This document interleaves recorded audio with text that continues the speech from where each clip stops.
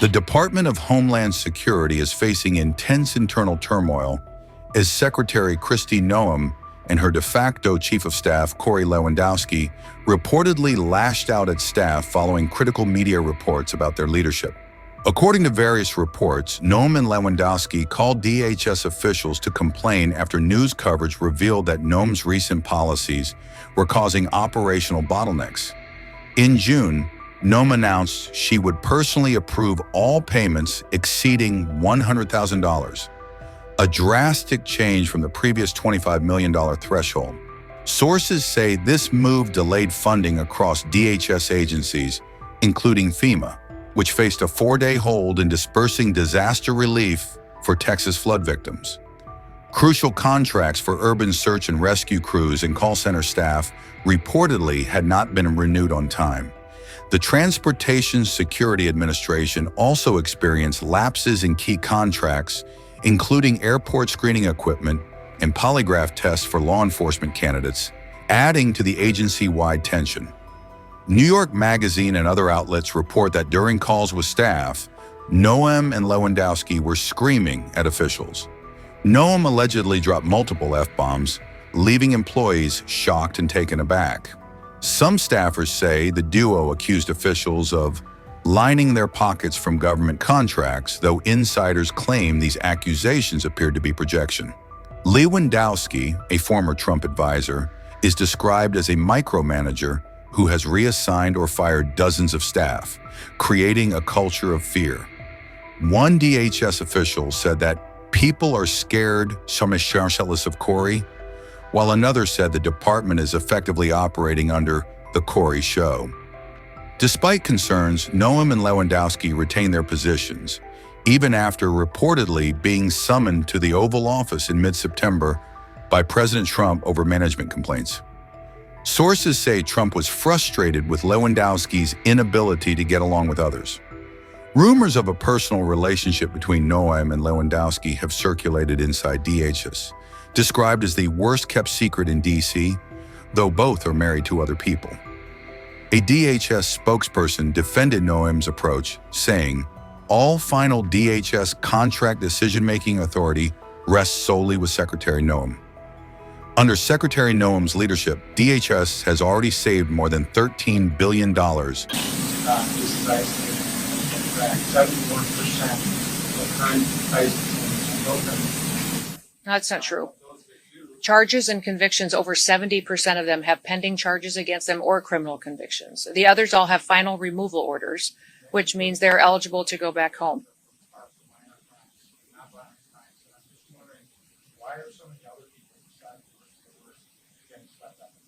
Nobody's getting swept up. We're running targeted enforcement operations across the country and using our case files and our information to know who is a criminal in this country that needs to be removed and who has a final removal order. Nothing's changed. Huh? What's wrong with our targeting?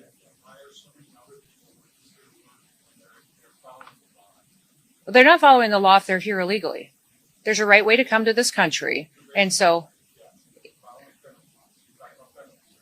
yes, I'm talking about criminals in these situations, absolutely. But we also have every situation where we have those that have final removal orders need to go home because their due process is over and they have their papers. 70% of these individuals that we have gone out and arrested and removed from the country have had those pending charges and criminal convictions against them. I don't expect you to know the details of their specific case, so I wanted to give you a little context that calls for a broader answer on the question. About 4 months ago, ICE publicized the arrest of 2 men that be responsible for a mass shooting in Chicago. Your agency named them, and it got a lot of coverage. However, they have still not been charged in that mass shooting. So my question is whether he was sent to prison in El Salvador, or 2 men accused here in Chicago of a mass shooting, is it responsible for ICE to publicly accuse people of violent crimes before they've been charged? Well, we follow cases and prosecute cases and turn them over for prosecution, just like any other law enforcement agency does. So when we sweep up somebody who's committed an act of violence like that and turn it over, that is public information that is out there. And people need to know who is perpetuating these crimes. And we continue building cases then on who they're affiliated with. Is there further dangers?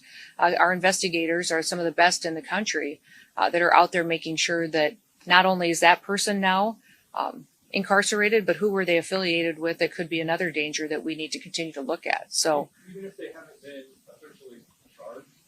I would say we follow the exact same process every federal agency does, every state agency does for law enforcement. So we have not changed our methods or how we handle cases or how we even communicate about them than we have since the very beginning, or how the Biden administration did, or the Obama administration. We do it exactly the same. What I wish is you guys would talk about the victims more. How many people were shot in that mass shooting? How many people were victimized? How are their families doing? You all spend so much time talking about the poor justice for these criminals that are harming individuals every single day, and you don't even think twice to go talk to a mom who's now lived for a year and a half without her daughter. Go talk to somebody and see how they're doing, trying to get their kids to school, not sure if they're safe. So I would encourage you to remember that there's always victims in these situations, and many times you're focusing on the one who made them a victim. Yes. You're able to spend $1 million of taxpayer dollars on training to get people to self-report using the CDP whole app. How many people have actually done that? What's been the return on investment for taxpayers? Well, actually, the 20 million campaign was to send a message to people that if they were here in this country illegally, that they should go home on their own. If they wait until we arrest them and we have to remove them, they'll never get the chance to come back to the United States. So it wasn't just on the app. It was also encourage them to voluntarily go home. We know thousands and thousands of people have used the app, but we also know that hundreds of thousands of people have left on their own, not utilizing a government program to do so. I've been to, I think, 10 different Central American and South American countries and visited with their presidents, with their foreign ministers, interacted with the Department of State, and over again, I'm hearing that hundreds of thousands of their citizens are coming home voluntarily. They've seen the ads, they've seen the messages on social media that if they go home on their own, they'll get the opportunity to come back to the United States the right way. And so most of these countries as well are setting up programs to welcome their individuals home. They have housing loan programs that they're setting up. They're allowing them to have food assistance for several months. Several of the countries I've recently visited with are training individuals and workers to come home because their economy has a need for those individuals. So sending that message has been extremely helpful in making sure that people know that here we're going to enforce our laws and that there's a right way to come to this country. And you're going to be allowed to do that if you voluntarily leave. Do you have current comprehensive numbers, specific numbers? We can get it for you, but each specific country has given it to us along the way. But I would say we believe over 1 million people have gone home on their own. Since the CDP whole app? Since we have started this administration. Yes. What Yes. is your policy about identification masks for ICE agents? Are they being told they do not have to identify themselves? ICE is always wearing something that identifies them, who they are, and what operation they're out on. I would say that they wear masks at times to protect their identities from dangerous situations.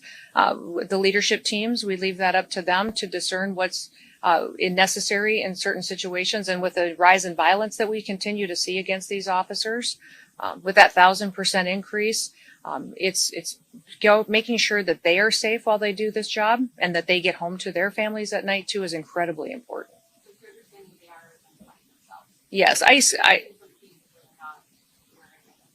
I would like to see that because they have identification. They have gone into situations and when they have been out looking for these dangerous criminals and have been verbally identifying themselves. And if there is a mask required, it's for their safety because of the situation that they're encountering.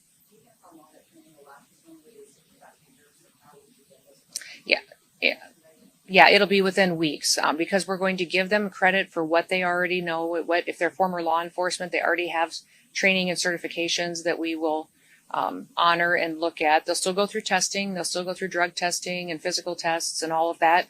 But we want to make sure that it's an expedited where we check the box if they have the experience, then it helps us not keep them stalled out in an academy for weeks at a time. Secretary, I just wanted Sure. to ask how ICE operations have been impeded by sanctuary city policies, if they have, and do you feel like you're still on target to reach the amount of arrests that you would like in those sanctuary areas? Well, the lack of information sharing is hard. I would say anybody who serves in law enforcement would say they're used to partners. They're used to being able to call up a local law enforcement officer, a sheriff, a highway patrol officer, and say, hey, do you have any information on this individual that is a murderer that's been cited in your city? That's not happening in Illinois. And when we're calling on those most dangerous individuals, when they're being released from your prisons, they're not even letting us know, not honoring our detainers. When we lodge a detainer against someone, it's when you let that person out of jail who's been paying the consequences, let us know so that we can pick them up and get them out of the country. Illinois is not partnering with us on that, which is very, very difficult when we know that those dangerous criminals are going to run free. And many times we go into situations where we don't necessarily have the law enforcement to play a backup role. There are times where we bring more individuals in, more federal officers, because we believe we need to do that for security.